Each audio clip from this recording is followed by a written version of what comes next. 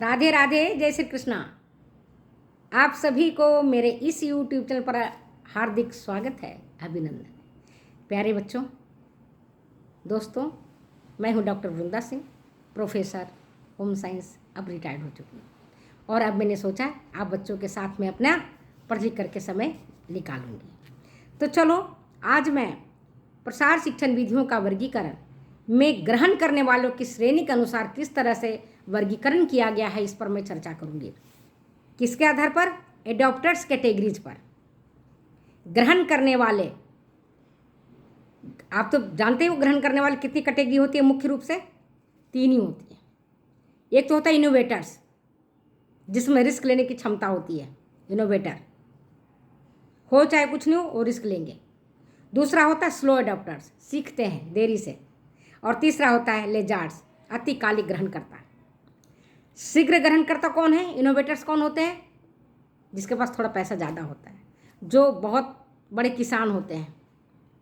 20-100 बीघा ज़मीन होता है, सोचते 5 बीघा में अगर खेत का फसल खराब भी हो गया तो मेरा कोई खास नुकसान नहीं होगा, और रिस्क टेकिंग होते हैं वो। तो इनोवेटर्स समझ गए? इनोवेटर्स कौन होते हैं? इनोवेटर्स वो होते हैं जिनमें रिस्क टेकिंग की कैपेसिटी होती है, जिनके पास पैसा होता है, जो आत्मविश्वासी होते हैं, जिनमें सेल्फ कॉन्फिडेंस चूर चूर कर भरा हुआ रहता है। वो कहते हैं जो होगा सो होगा, देखा जाएगा। तो इनोवेटर्स उसको कहते हैं। इनोवेटर्स के लिए कौन कौन से टीचिंग एड्स है? एक तो होता है टेलीविज़न देख करके। जब वो टीवी देखते हैं तो उनके मन में आकांक्षा आती है, विश्वास उपजता है कि हम भी ऐसा कर सकते हैं। दूसरा, रेडियो सुन करके। रेडियो पर भी सफलता की कहानियाँ बताई जाती हैं। अखबार में पढ़ते हैं वो, है ना, कि अभी एक स्कूल टीचर माउंट एवरेस्ट पर माउंट एवरेस्ट तो नहीं, क्या कहते हैं, बेस कैंप में जाकर के साइकिल से कितने घंटे चला के गई हैं, साइकिल से ड्राइव करके, और भारत का तिरंगा लहराई हैं। सामूहिक जनसंपर्क के माध्यम से, प्रदर्शन के द्वारा, विधि या परिणाम प्रदर्शन जब देखते हैं करते हैं तो घर और खेत पर जाकर के भेंट के माध्यम से, सभा और सम्मेलनों से, और कार्यशाला से। इनके माध्यम से इनोवेटर्स अपने विचारों में परिवर्तन लाते हैं और काम करके बताते हैं। जो होते हैं स्लो एडॉप्टर्स, जैसे हमारे जैसे लोग होते हैं, सीखेंगे लेकिन धीरे धीरे। देख लेंगे कि अगला व्यक्ति ठीक है, उसका परिणाम अच्छा आया है। जैसे सोलर पैनल लगा हुआ है, बहुतों के घर में जो इनोवेटर्स थे बहुत पहले लगा लिए। जब कंप्यूटर आया था तो हमारे बहुत मिलने वाले थे, उन्होंने कंप्यूटर उस ज़माने में ₹1,00,000 में लिया था। हम कंप्यूटर तब लिए जब कंप्यूटर का दाम 21,000 हो गया। तो हम क्या हैं? विलंबकारी एडॉप्टर्स हैं, दूसरे को देखते हैं।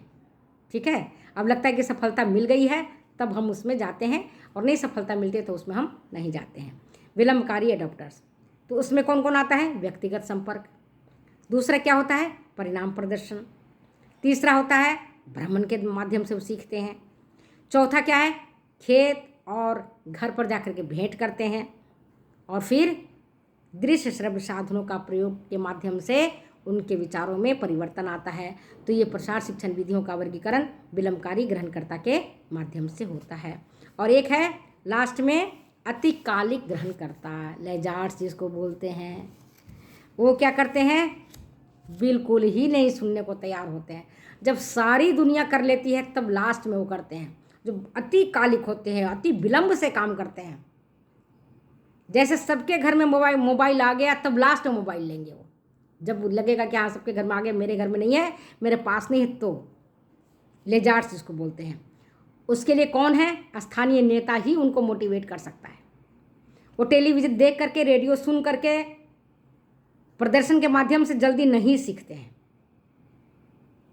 वो सीखते हैं जब स्थानीय नेता उनको बार बार मोटिवेट करते हैं, तब वो सीखते हैं स्थानीय नेता के माध्यम से। इसके बाद मित्र, संबंधी, रिश्तेदार और पड़ोसी को देखकर, जब देखते हैं कि पड़ोसी को फ़ायदा हो रहा है, मेरे फ्रेंड्स को फ़ायदा हुआ है, मेरे संबंधी को फ़ायदा हुआ है। आप लोगों में से भी कई सारे बच्चे ऐसे होंगे ना, है ना, रिलेटेड डॉक्टर्स हैं, लेजार्ड्स हैं, बहुत ज़्यादा लेजार्ड्स हैं। वो देखते सबको फ़ायदा हो रहा है, तब हम जा कर के तब हम पढ़ते हैं, नहीं तो हम पढ़ते ही नहीं। तब हम फॉर्म भरते, जब सबने फॉर्म भर दिया तब हम फॉर्म भरते। अरे घरों में भी कई बार देखते हो, परिवार में भी, कि अरे उसकी बहू की नौकरी लग गई, तब कहते हैं हाँ हाँ पढ़ी लिखी बहू हमें भी आनी चाहिए, हमें दहेज नहीं चाहिए, हमें पढ़ी लिखी बहू चाहिए, हमें भी अपनी बेटी को पढ़ाना चाहिए क्योंकि पढ़ाने के बाद दहेज नहीं लगता है। वैसे लोग लेजार्ड्स होते हैं। वो किसको देखते हैं? मित्र को, संबंधी को, रिश्तेदार को, पड़ोसी को देख करके वो सीखते हैं। और इसके बाद एक आता है, और उसके बाद एक है भ्रमण। जब वो भ्रमण करते हैं, इधर उधर देखते हैं, जाते हैं, तब वो चीज़ों को अडॉप्ट करने के लिए तैयार होते हैं। और परिणाम प्रदर्शन के द्वारा जब उनको पता चलता है कि परिणाम बहुत अच्छा आ रहा है, रिजल्ट बहुत अच्छा आ रहा है, तब वो सीखने को तैयार होते हैं। तो प्रसार शिक्षण विधियों का वर्गीकरण मैंने किसके आधार पर किया है बताओ? ग्रहणकर्ता के आधार पर। वीडियो अच्छी लगती है तो शेयर करें, कमेंट करें, सब्सक्राइब करें।